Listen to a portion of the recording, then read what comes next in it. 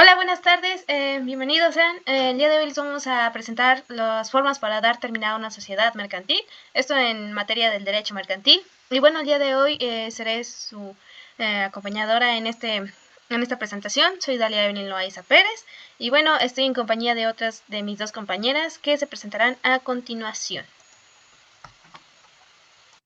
Bueno, mi nombre es Karen Ayeri Rangel. Igual voy a exponer un poco de este maravilloso y interesante tema. Y por último, mi nombre es Mariana López Escobedo y pues vamos a dar inicio a este tema. Bien, comencemos. Vamos a entrar en contexto sobre lo que es una sociedad mercantil. En una sociedad mercantil se le conoce como la unión entre dos o más personas para realizar un fin común de naturaleza mercantil o comercial a través de la aportación de capital de dinero o en especie de acuerdos al marco legal establecido por ambas personas. Estas personas que rigen tendrán obligaciones y derechos definidos.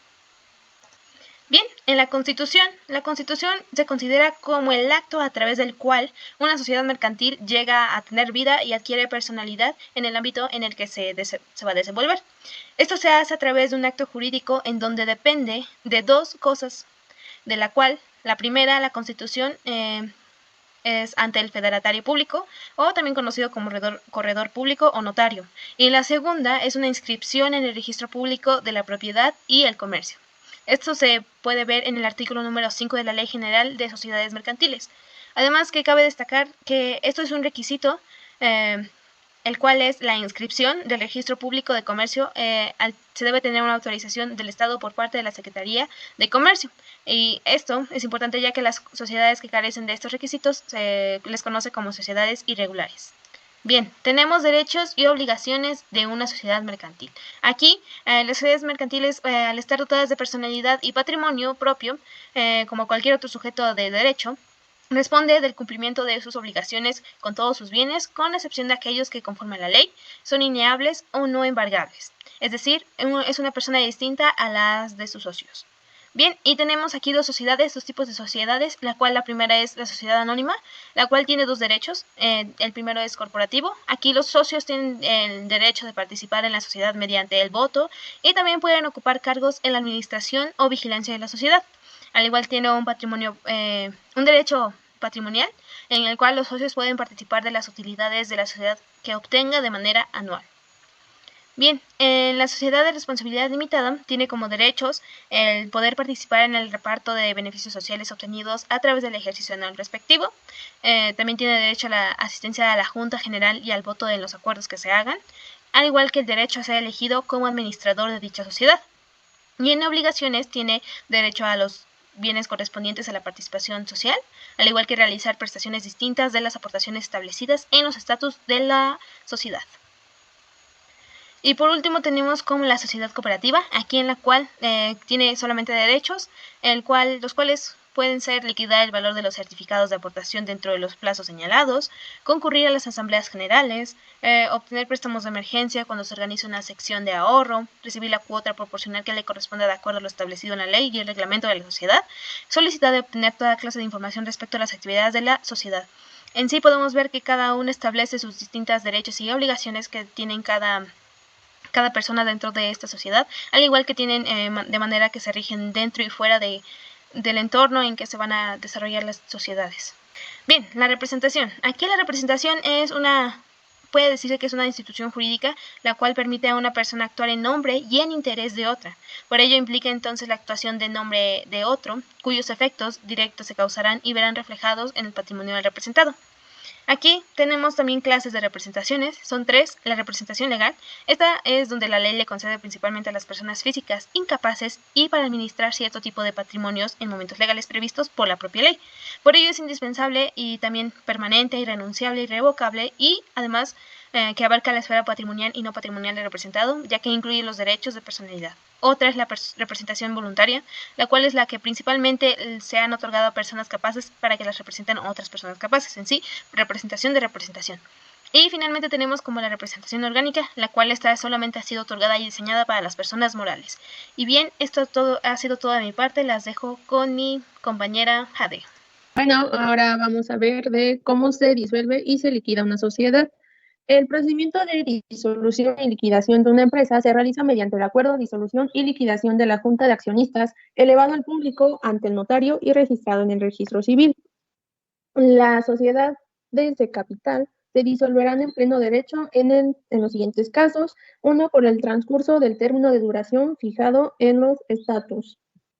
Es igual, deberá disolverse por el cese de ejercicio de actividades o actividades que constituyan el objeto social, por la conclusión de la empresa que constituya su objeto, por la imposibilidad manifiesta de seguir el fin social, por la paralización de los órganos sociales, de modo que resulte imposible su funcionamiento, por pérdidas que dejen reducir el patrimonio neto de su cantidad inferior a la mitad del capital social, por reducción del capital social por debajo del mínimo legal, por que el valor nominal de las participaciones sociales sin voto excediera de la mitad del capital social.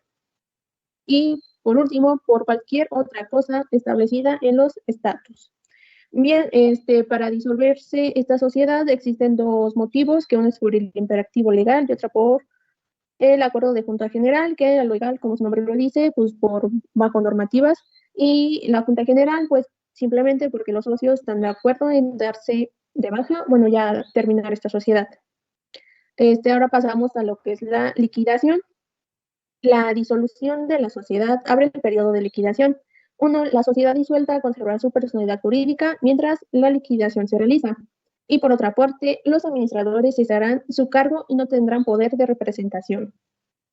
Estos liquidadores tienen las siguientes obligaciones, que una es formular un inventario y balance de la sociedad con un plazo de 3 meses desde la apertura de la liquidación, concluir las operaciones pendientes, cobrar los créditos y pagar deudas, llevarse de contabilidad y conservación, enajenar los bienes sociales, informar a los socios y acreedores, sustitución de los liquidadores, establecer un balance final, dividir el patrimonio social, y realizar el pago de cuota de liquidación.